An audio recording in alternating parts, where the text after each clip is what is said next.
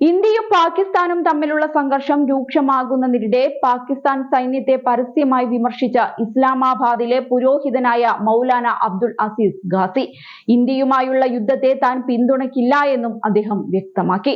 ഇസ്ലാമാബാദിലെ ലാൽ മസ്ജിദിന്റെ നേതാവും പുരോഹിതനുമാണ് മൗലാന അബ്ദുൽ അസീസ് ഗാസി.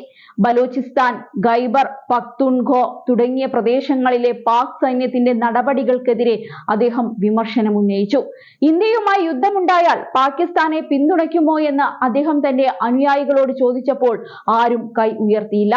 ഇതിനർത്ഥം ഈ വിഷയം സംബന്ധിച്ച് തന്റെ അനുയായികൾക്കിടയിൽ മതിയായ ധാരണയുണ്ടെന്നാണ് എന്നും അദ്ദേഹം ചൂണ്ടിക്കാട്ടി. പാകിസ്ഥാൻ ഇന്ത്യക്കെതിരെ പോരാടിയാൽ നിങ്ങളിൽ എത്ര പേർ പാകിസ്ഥാനെ പിന്തുണയ്ക്കുകയും അതിനുവേണ്ടി പോരാടുകയും ചെയ്യും എന്നായിരുന്നു അബ്ദുൽ അസീസ് ഗാസിയുടെ ചോദ്യം. ബലൂചിസ്ഥാനിലും ഖൈബർ പഖ്തൂൺഖയിലും പാകിസ്ഥാൻ ഭരണകൂടം നടത്തിയ നടപടികളെ അദ്ദേഹം വിമർശിച്ചു. ബലൂചിസ്ഥാനിൽ എന്താണ് സംഭവിച്ചത്? പാകിസ്ഥാനിലും ഖൈബർ പഖ്തൂൺഖയിലുടനീളവും അവർ എന്താണ് ചെയ്തത്? ഇവയെല്ലാം ക്രൂരതകളാണ്. ഭരണകൂടം സ്വന്തം പൗരന്മാരെ ബോംബെറിഞ്ഞുവെന്നാണ് അദ്ദേഹം പറഞ്ഞത്. ബലൂചിസ്ഥാനിലെ നിർബന്ധിത തിരോധാനങ്ങളെ കുറിച്ചും അദ്ദേഹം പരാമർശിച്ചു. മനുഷ്യാവകാശ സംഘടനകൾ പലപ്പോഴും ഉന്നയിക്കുന്ന ഒരു ആശങ്കയാണിത്.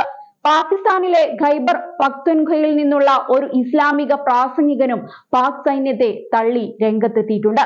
ഇന്ത്യ പാകിസ്ഥാനെ ആക്രമിച്ചാൽ പഷ്തൂൺ സമൂഹം ഇന്ത്യൻ സൈന്യത്തോടൊപ്പം നിൽക്കുമെന്ന് അദ്ദേഹം വീഡിയോയിൽ അവകാശപ്പെടുന്നു. പഷ്തൂണുകൾ പാകിസ്ഥാനെ പിന്തുണയ്ക്കില്ലെന്നാണ് പ്രാസംഗികൻ പറയുന്നത്.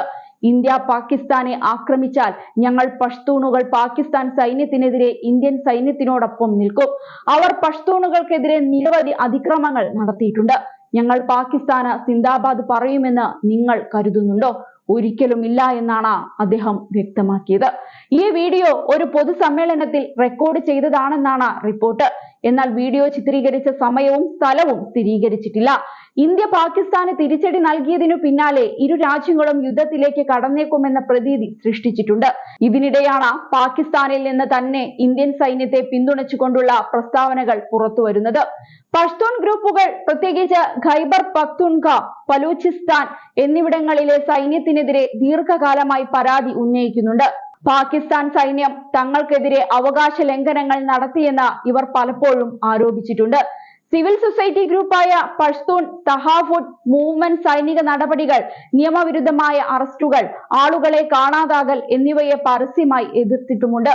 അതേസമയം ഇന്ത്യ പാകിസ്ഥാനിലെ ഭീകര ക്യാമ്പുകൾക്കെതിരെ നടത്തിയ ആക്രമണം മുൻകാലങ്ങളിലെ തിരിച്ചടികളിൽ നിന്ന് വ്യത്യസ്തമായി.